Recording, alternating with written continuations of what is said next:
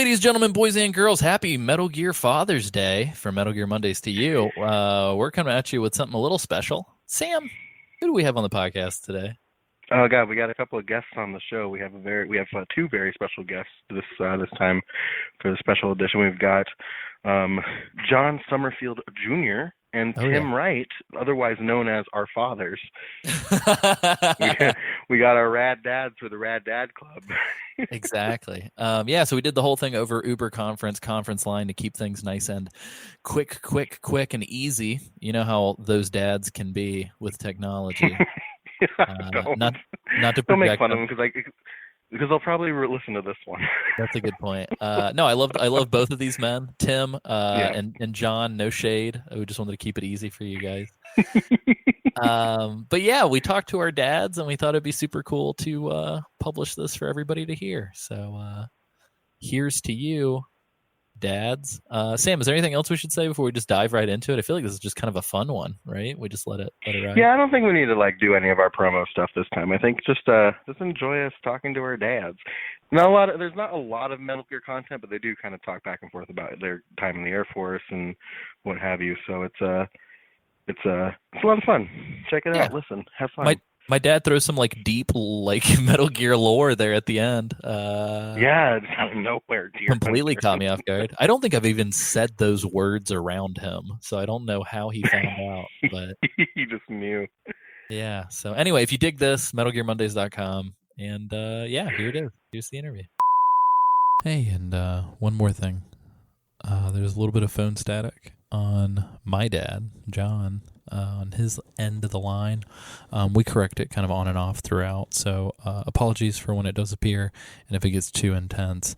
We didn't really catch it until it was part of the way in, so please just bear that in mind. Thanks. So Dad, you beat Sam's dad to the punch. So Sam, this is my dad. Hi, pleasure. How's it going? What's Sam's dad's name? Tim. Yeah, Tim's not here though. Tim. Yeah, not yet. He's not here yet. Yeah. Oh, you're playing to be Tim. You're playing like Tim? No, it's just Sam. Oh. I thought Sam was playing Tim there for a moment. This is the role that Sam was born to play. Yeah. Gotcha. Play my own father in a documentary about my father. Well, that's what you guys want to do anyway, right? You're trying to emulate your father? No. Of course. Just kidding. Yeah, I mean, obviously. Please don't. Danger. Yeah, so Sam's all the way in Seattle, lovely Seattle, Washington. Okay, well, my daughter was supposed to go to school out there, and she decided on Boston. So. Yep, she's in Boston, or she's going to Boston. When does she go to Boston again, Dad? August, she's going to move out there, I guess, start looking for a place anyway. Very nice. School called Leslie, something like that, for art therapy. Nice. Yeah, so, Dad, I'm going to 100% ask some goofy questions to get us started here. Have you ever listened to an episode of this podcast? Yeah, well, today. Very nice. Which one did you listen to? Well, no, just the first part of the one where there's a guy named, I don't know, his name was Nemo or something like that. Or his name originally was one thing, and then... Oh, Dino? You talking about Dean? Dean. That's he was a cool I listened to the first few moments of that one. That's all. Nice. I must admit. No, that's totally fine. Yeah, I didn't mean to put you on blast. I was just curious. Yeah. I think you're doing bad. I don't think my dad listened to any of the our episodes. Oh, Tim hasn't listened either? I don't think so. Oh no. He's very proud of me, but I don't think he actually listens. Okay. Hey, yeah, I never got involved much with unless it was video gaming either, except I guess to purchase the games. But I remember he's financially involved. His first one was it Sonic the Hedgehog, Sega. Oh yeah. Purchased it at Naval Air Station, Sigonella. That was the Game Gear, right, Dad?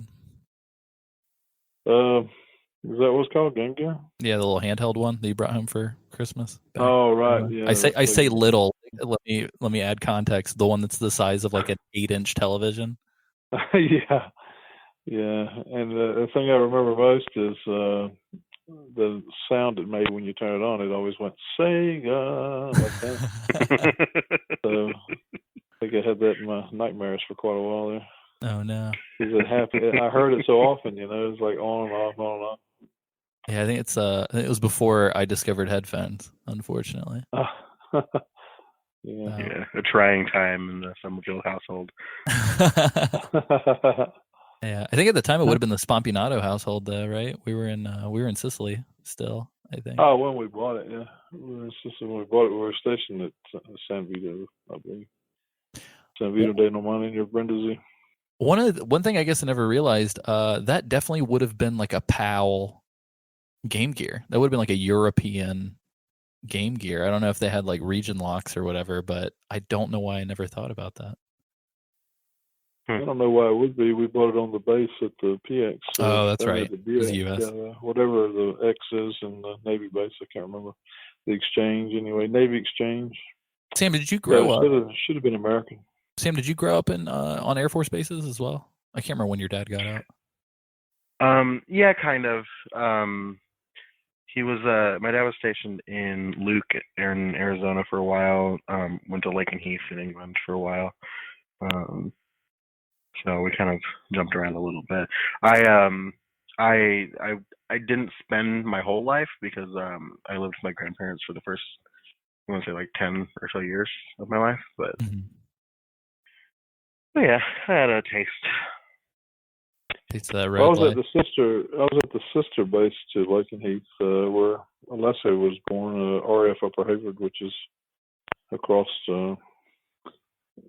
part of, well, I guess not too far from Lake and Heath, but a couple hours, I guess. So they're considered the sister bases for some reason. I think because we have the same sort of weapons and whatnot. But oh yeah, pretty sure. Look at that. Sam and I were linked many years ago. Yeah, well, they're both pretty stressful bases. So pretty stressful places to be. Yeah. Which, speaking, I texted my dad, asked him if he was ready, and it gave me, I'm driving, do not disturb. Oh, no. That's amazing. I'm hoping he didn't forget. Is he avoiding? He might be avoiding. I'm not sure. Might be practicing avoidance here. Well, I gave serious thought to avoidance myself. Oh no! These dads are gonna bail. If I could just take my Kodak and put it on the ground and smash it a few times, I wouldn't have to talk. Jeez, Dad. I do want to ask. So, with this is so weird to me that it's this podcast has been going for like almost 4 years, and it's strictly just like a Metal Gear Solid podcast. Dad, do you have any memory whatsoever of playing that Pizza Hut demo disc with me back in the late 90s? I kind of got mixed up today, I think, with Kickboxer or something. The one where you're fighting against, doing kickboxing against monsters and stuff. I remember that one well. But I remember Wolfenstein very well. Nice. Earthworm Jim and stuff like that. But Metal Gear Solid, I remember, was it Slippery Snake or no? Stealth Snake and Solid Snake. Solid Snake, yeah.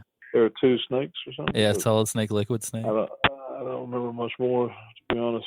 I remember a submarine or something. I don't know. Yeah, no, I mean that's good. Some island or something. I don't know. Yeah, off the Alaskan coast. Yeah. Oh, okay. Well, it's better than I thought I would do. So. No, it's actually funny. I think you remember more about the game than some of the voice actors we've talked to. Yeah. Well, I can understand that because they just sort of have their part and they go through them. Yeah. Mm-hmm.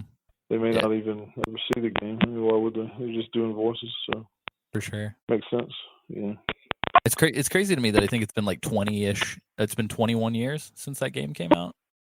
Feels like has it been that long? Wow. Yeah. like half my lifetime. No, not quite. 2/3 of your lifetime, anyway. Yeah, I would say so. Yeah, it's wild. I'll be hitting 30 here in October, so. But yeah, it's You okay? We can, huh? Just took some time, but here we are at last, at long last. Dad, how? So real quick, I guess I'm gonna. Sam and I will probably do a little bit of an intro at some point, but for all of our listeners at home, which for whatever reason is like an astounding like 3,000 something people a week. My dad, John Summerfield Jr., is ex Air Force and father of mine. So I wanted to provide a little bit of context because obviously when if Tim hops on, definitely wanted to hear you guys kind of talk about just like your time in the service, because we've got a couple people who listen to this show who either were Army or are ex-military or what have you. And so I don't know. It's interesting that obviously Sam and I never joined the armed forces, but some of that kind of bled into our lives or whatever. But yeah, that's all right. It's not for everybody. For sure. Just so I don't completely get it wrong, what did you do whenever you were in the Air Force, Dad? Well, I worked what they call now security forces, but back in the day they called it aerospace security specialist. So I basically humped the back of aircraft late at night to make sure that no one sort of came around, and depending on what kind of base I was on, sometimes was at missile bases and other times at aircraft bases. So just depending on where I was, and I was at a comm base once as well. So the missions are different, and everything you do, the mission directives for each base are completely different.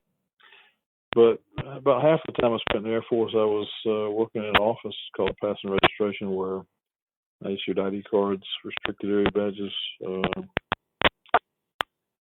collected road taxes, made completed driver's licenses for people, did passport applications, dealt with the base commander's office and my commander's office on who could have access and who couldn't onto the base and stuff like that. So for civilian employees and whatnot. So the contract office was involved with that too.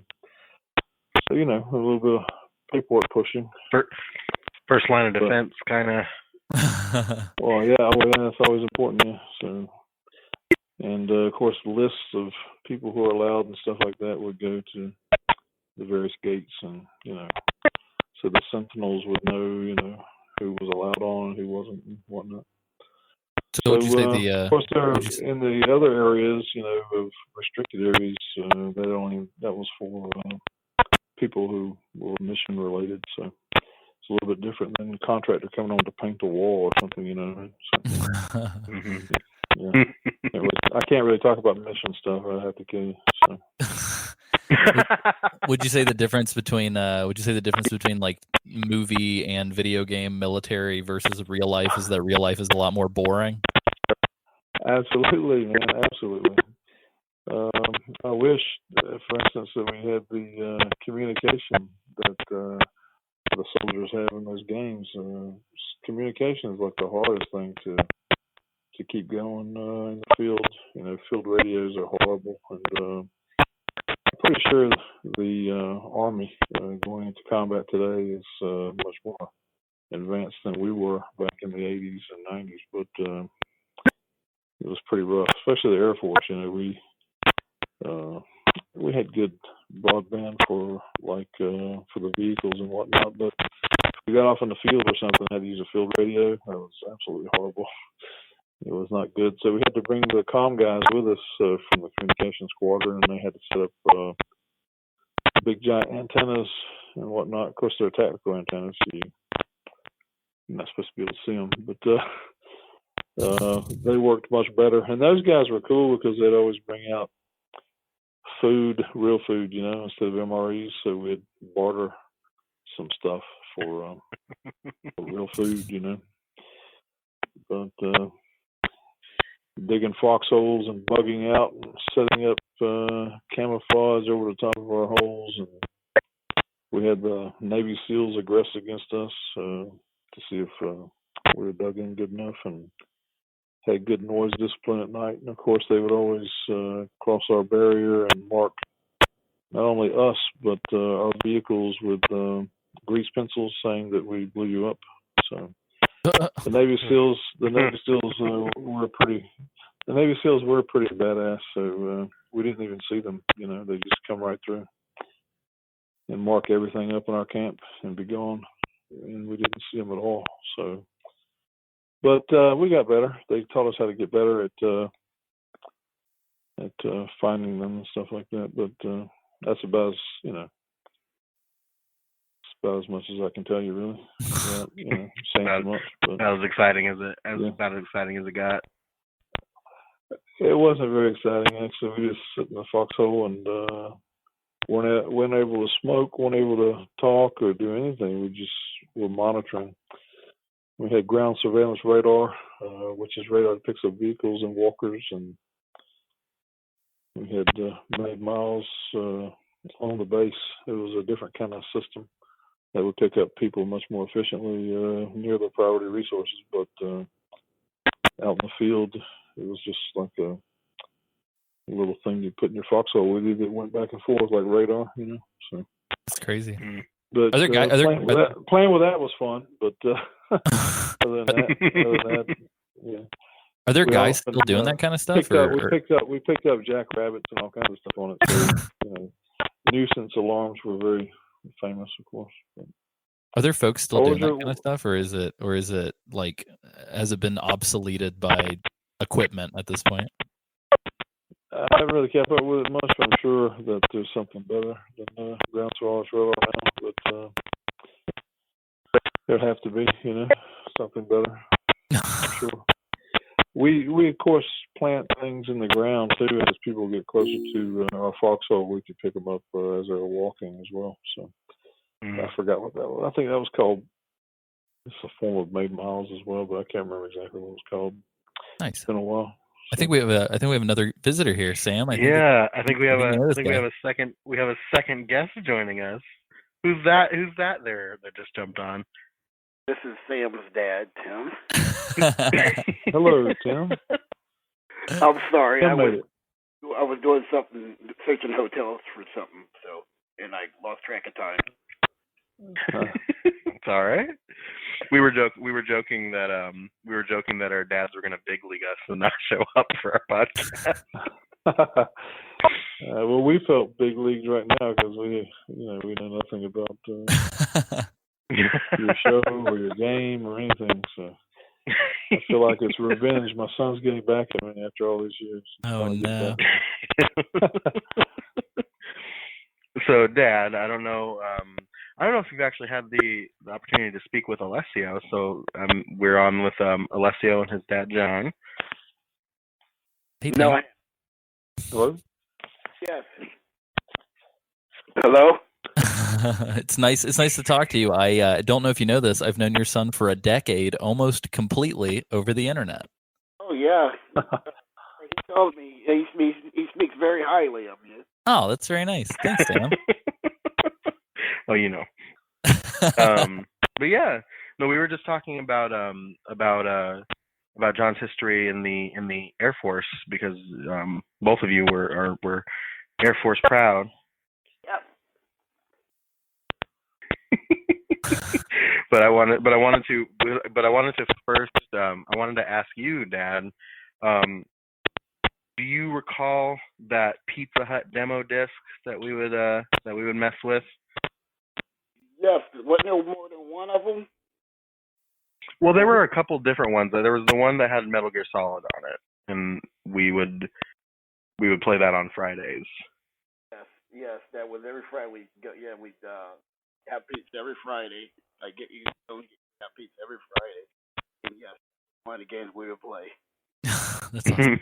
Because what we would do, we would go to the shopette, and I would get my bubble jug, and then we would get pizza and watch Boy Meets World, and then we would play Metal Gear.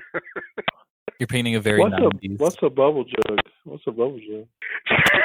Took the words right from my mouth. Thanks, Dad. Yeah, so Bubble Jug is this. It's really kind of a disaster. It's this jar of gum dust that you essentially pour into your mouth, and the spit in your mouth turns it into gum. It's kind of a bad idea, but Oh wow, That's the most 90s thing I've ever heard of. sounds like the Pop Rocks idea. Yeah. a little bit. Wasn't Almost. so good. No time. You have this big wad of gum. Yeah, I would always eat too much of it, and then I would have this like giant like glob of gross bubble gum. No. Yeah, just a day to us, Dad. I think we were living in Gainesville, Florida, around the time that this came out, and I'm trying to think of what all was going on. We visited many a ma and pa video store around these times, and I don't know. I remember. I think I was driving for Pizza Hut for a little bit. Maybe that's when I picked it up. I don't know. But John Summerfield, the man of many odd jobs. I did so many jobs after the Air Force, so I think I lost count at like 35 before I went back to school. So they said you didn't have to put it on your resume if you didn't spend more than 90 days there. So I took advantage of that. I would leave at 70. I'd leave at the 89th day or whatever. You know. So, yeah. I always joke that I know more about what my dad did in the Air Force than what he does right now. Because you were a database manager, right? That's what you did in the Air Force. Maintenance analyst. Okay. So you were the big. Broken up. You're a little quiet, Dad.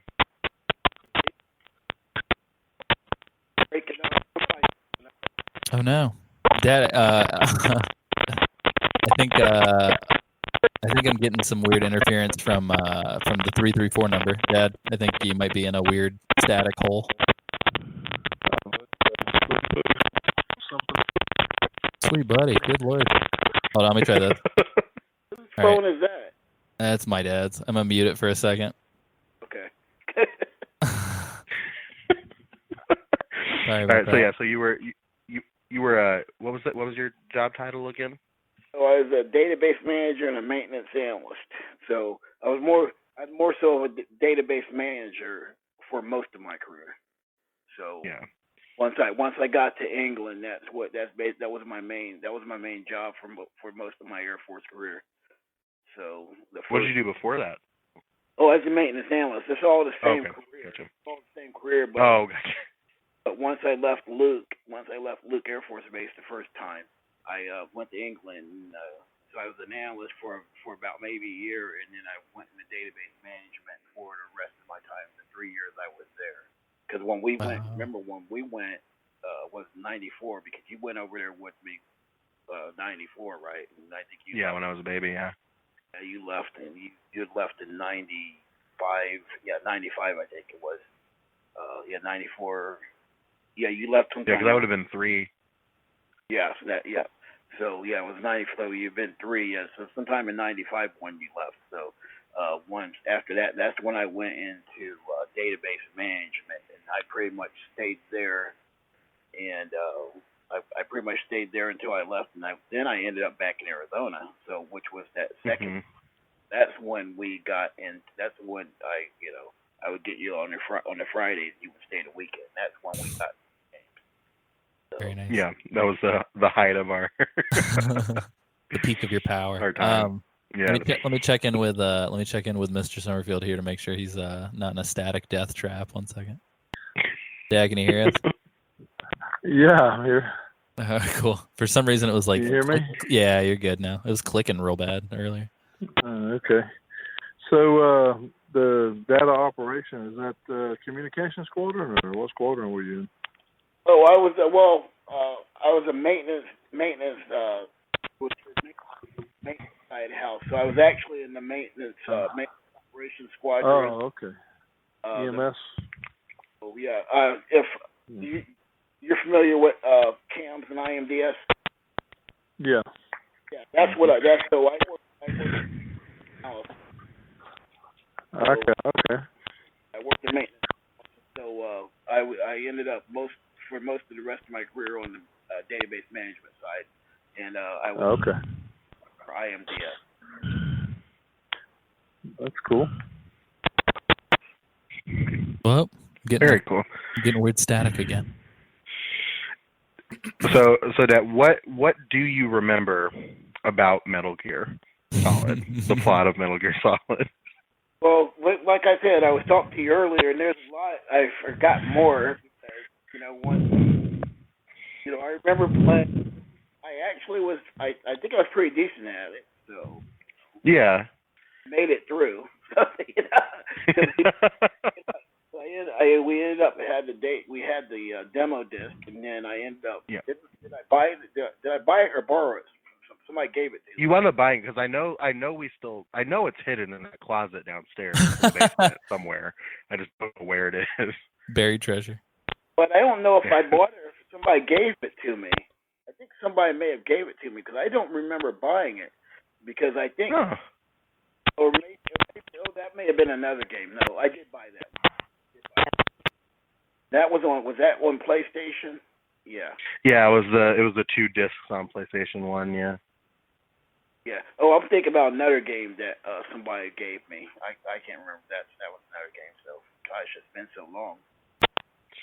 Yeah, well, because you, I credit you. I've several times on the podcast. I've credited you as the reason why I play video games now, because of the time we spent together playing Metal Gear Solid.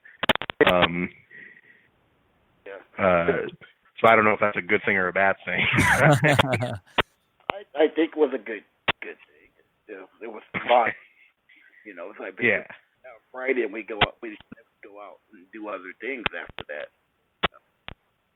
So that was bonding time that we needed. So we had a.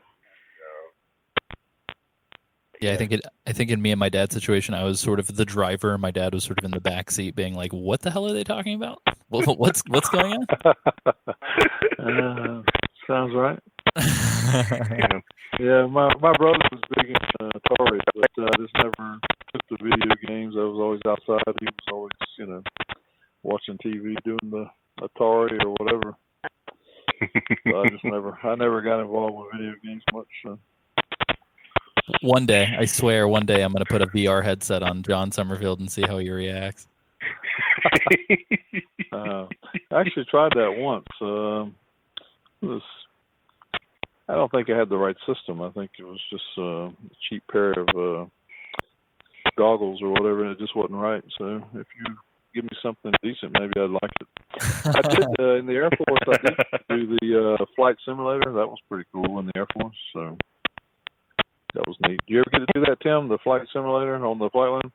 Oh, I've never been in one. I've seen it, and I've never got to sit in one. Yeah. I just see it during. Yeah, it was pretty cool. Yeah. I was trying to be the best airman I could so I could get an incentive flight and ride in a jet with one of the pilots, but never could make it. Several of the cops got to, but I did make it to the simulator. So. Most of the people in my squadron that got them were basically the airman at quarter, and whatnot. So but we wouldn't. I've gotten airman in a month. Squadron level, and then you go up to the group level. Those were the people that would end up getting them. Were the people that won at the group level. So yeah, I had a friend who worked in the weather squadron, so he kind of hooked me up. So look at these Air Force boys. Look at these boys talking shop about the Air Force. I can tell you anything as far as components and anything on those jets and everything else, because I know all the OT6s and everything else, and working with IMDS cams and everything else, I know working at codes, equipment designators, everything. But it's like, I've never flown in one. That would be my biggest regret. So yeah. Yeah, I actually so now I guess my big thing is filmmaking and media stuff. But I think before that, I don't know if I've ever really been super public about this on this podcast, but I wanted to be a pilot. So, yeah. So I thought you wanted to be an astronaut. Forever an astronaut. Hey, they're kind of in the same boat, I guess. But yeah, they're in the same field. in the same Somewhat. stratosphere. You have to be an astronaut to fly a C-5 Galaxy. I do believe you have to be a major, and because they're like 7 stories off the ground or something like that. So you got to know a little bit more about flying than you normally would to fly one of those towers. That's crazy. That's probably the coolest. That's the coolest plane in the Air Force that I ever worked around was a C-5 Galaxy. I've flown in one of those. Okay, I've never been flown in a fighter, but I have flown in a C5, and that that was one boy come back off of deployment. So those things are huge. But you know what? They're so loud. But the funny thing about you put the earplugs in, and you can go right to sleep. You put those seats all the way back, and you just sleep. Yeah. Let me tell you, which is easier because you can't sleep in a commercial plane for sure. I slept better in a C5 than I've ever did on a commercial flight. That's the weird thing. Walking across the back of them is not too fun though, because whether you're wearing earplugs or not, it still ruins your hearing. Today, my wife will call me 5 times before I hear her sometimes. So I need to get that checked out, maybe, or not. Yeah, who knows if that's selective or. You apply disability for your hearing? No, I haven't applied for disability for anything. I got some nerve damage in the hand too, but I don't know. I just never have. No big deal. I've got good medical now. If there's ever a point where I need it, I might, I'm sure they'll take care of it because I put 10 years in, so I'm not worried about it. Well, I'm gonna throw the mute back on because Dad sounds like he entered Tron in the middle of that. I didn't hear what he just said. So yeah, I'm not quite sure what's going on. Dad, I'm gonna leave you on mute for 2 seconds just so we don't have like a ton of static. I don't know where you're at right now, but yeah, that's crazy. I don't remember why I ceased the pilot dream. Now as an adult, I'm sure I'd be way too anxious to fly an airplane. Yeah, I'm sure my awful eyesight has something to do with it too. But yeah, you have to have like 20/20 perfect vision to be able to. Like, you can't even get LASIK and be able to do it these days. Right. Yeah. I don't have the best eyesight anymore. Well, Sam knows that. So I've been wearing.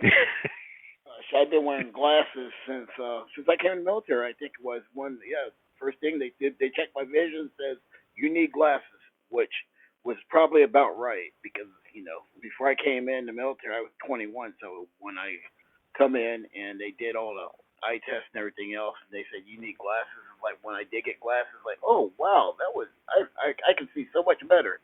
So I went through probably my end of my high school year up to age 21, where I probably just didn't care. So right. I think that was about the same age that I can't remember why I went to the eye doctor. I guess because it had been so damn long. And I go in there and they check my eyes and I'm like, oh.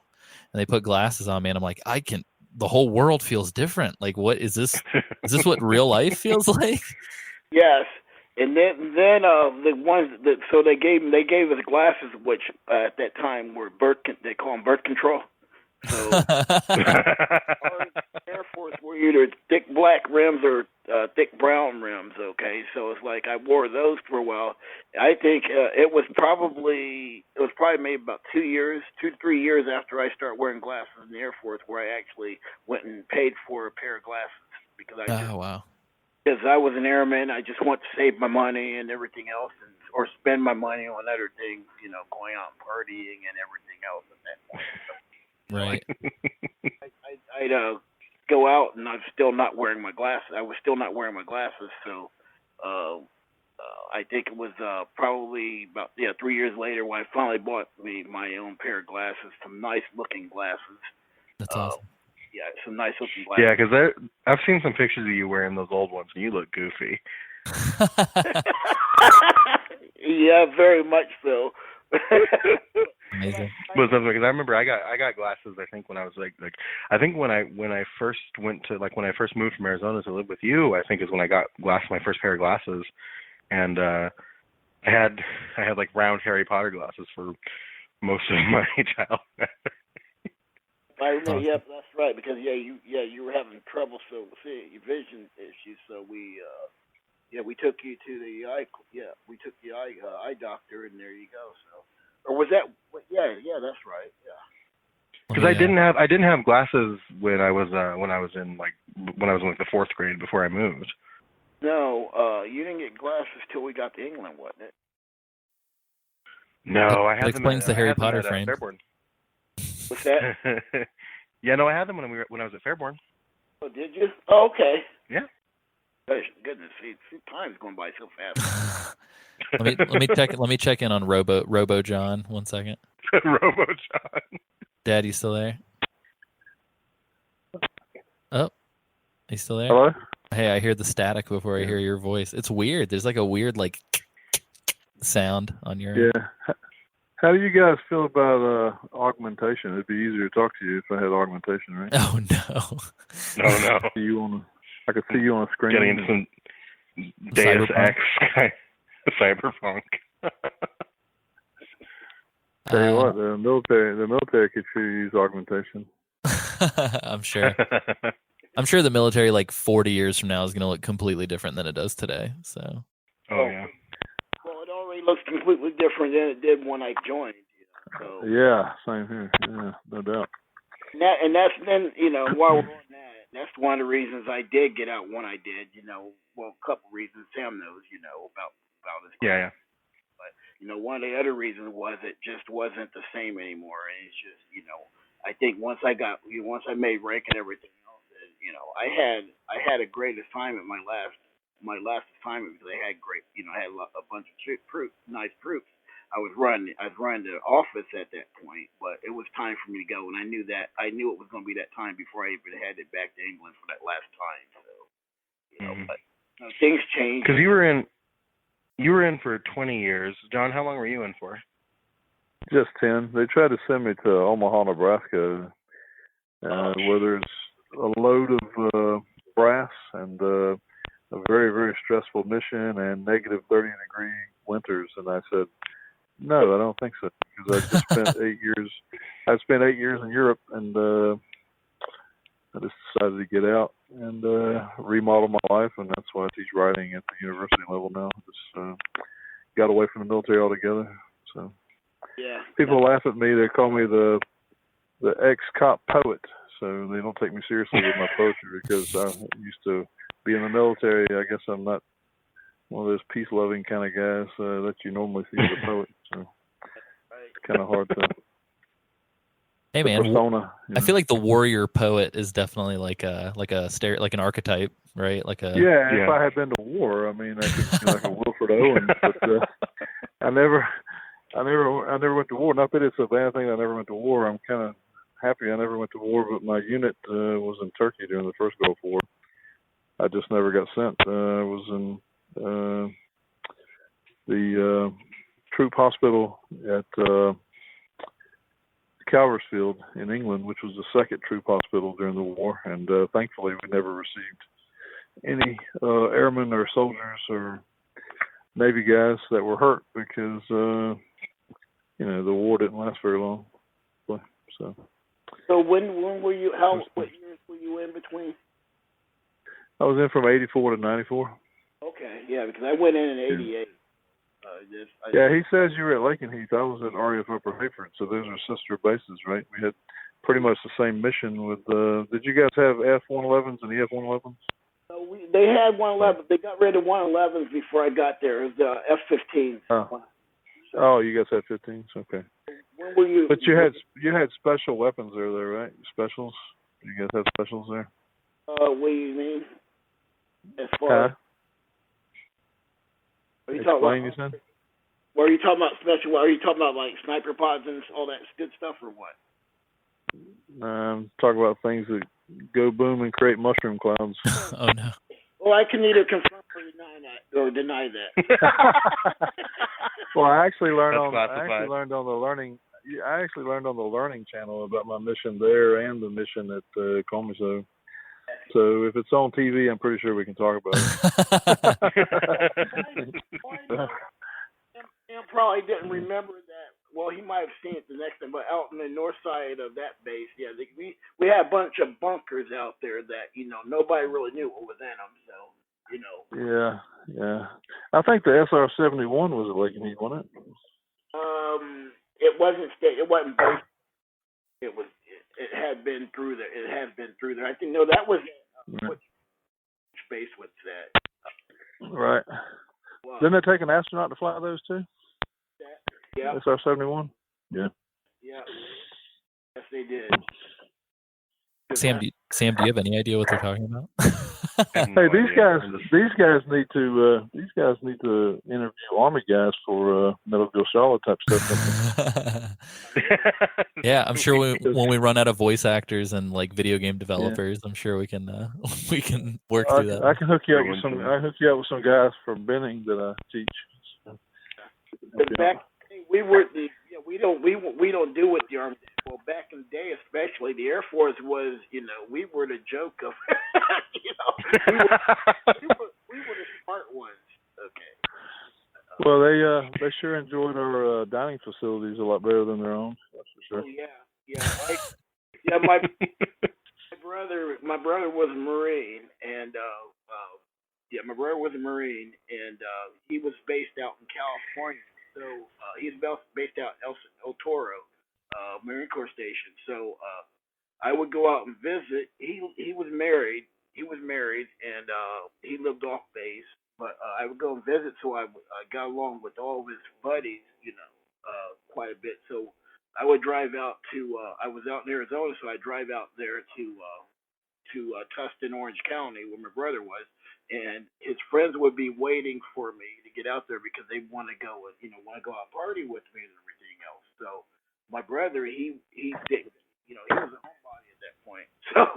So they would be waiting for me to get out there. They lived in a dorm. Their dorms were like four people to a room, and it was just they were just so compacted in there. And whereas more like a barracks. That's a barracks, right? Yeah. They had their room. They had their room, but they just had four people in them. Okay, they weren't barrack style. They weren't barrack style at that point. But they were just in there. And I don't, the dorms were small. Our dorms, I had, we shared a bathroom with the room next to us. Okay, in the middle there was doorways between both of them. Everything else, But we had swimming pools and sidewalks and everything on base, man. Yeah. Sprinkler system. Sidewalk. 9 yards, man. Yeah. Hey, it was better than walking down the street in L.A., man. I don't want to throw this out there just as as a goofy thing, but Dad, didn't you have a brother who was a Marine as well? 2 brothers that were Marines. Actually, they're still Marines. Once you're a Marine, you'll never stop being a Marine. Hoorah! My brother Mike was in a recon unit, and my brother David was a cop. And my brother David works for a federal prison now, and my brother Mike is a manager of environmental services at a VA hospital. So they haven't really left the the government service. They're definitely true heroes. My heroes, yeah. They were always tougher than me. As kids, they would eat tobacco hornworms for $5 and stuff like that, Crazy stuff. That's the kind of people that go in the Marine Corps, So the ones that take dares and stuff like that. Brother got out after the first Gulf War. He got messed up in all that Gulf War syndrome and everything else. So, but he was. Yeah, I mean. Yeah, that happens. Yeah. Certainly happens. They got all kinds of drugs for that stuff, right? It's supposed to be what cures them, the drugs. He was never able to go back to work. They had to medically retire him. He had memory loss issues and everything else. So he passed in end of November. He had pancreatic cancer.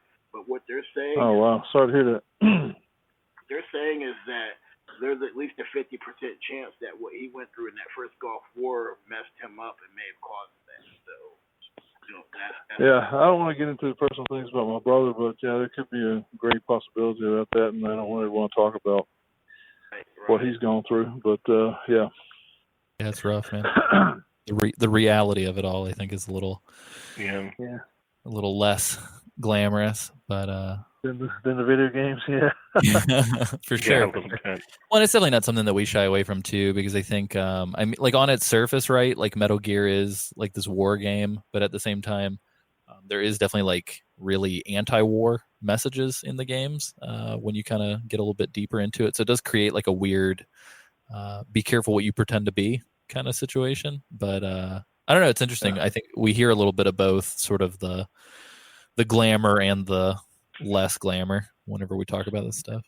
Yeah, I don't really care about cyborgs and all that kind of stuff coming, but Elon Musk says there is a great danger in artificial intelligence. But I do believe that if they start fighting wars for us, that we'll have less of this kind of stuff, mental fatigue on human beings. But what other implications are there, you know? For sure. With cyborg soldiers, which are a great possibility at this point.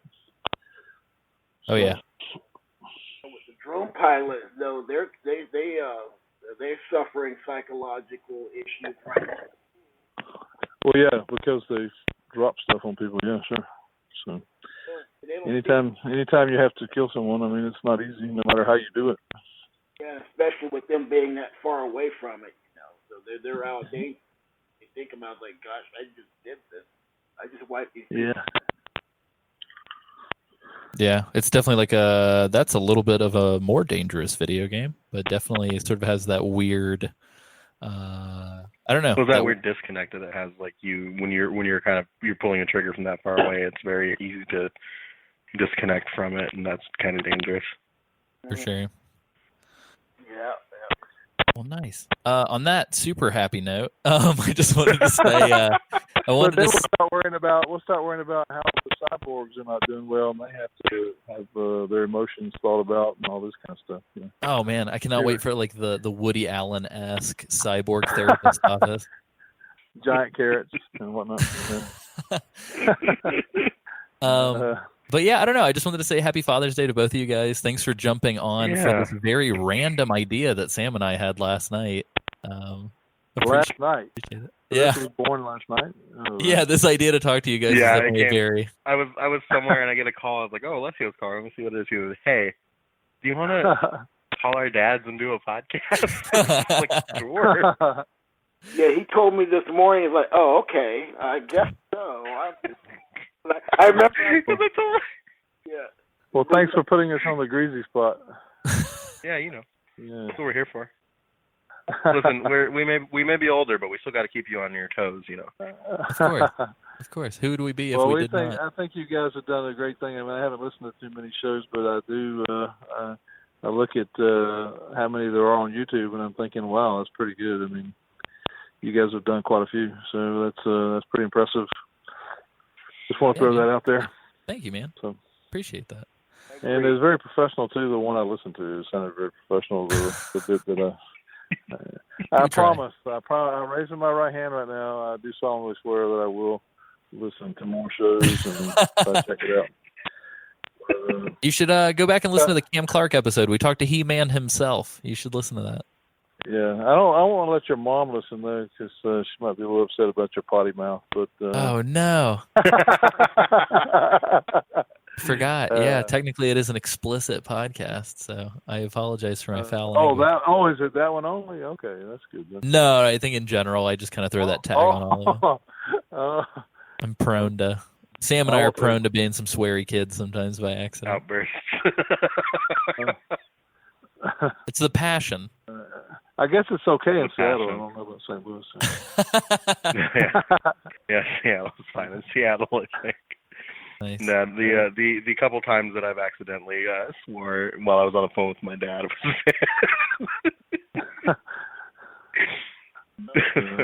it's been fun. we'll sit here fight. If I have, I might say occasionally say a cuss word to him. He says I don't sound right when I cuss. You don't. You really don't. Well, if it makes you guys feel what I hate is the movies where the curse words are just gratuitous and they just throw them out there just because and they have no meaning or purpose. You know. for sure. I don't like that. I mean, if Tommy Lee Jones cusses, it's for a reason. You know what I mean? So, that's all I'm saying.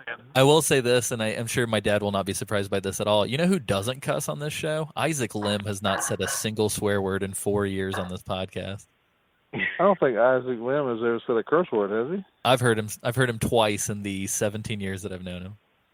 Okay, well, good man. Good man. I make a wish when that happens because it doesn't happen often.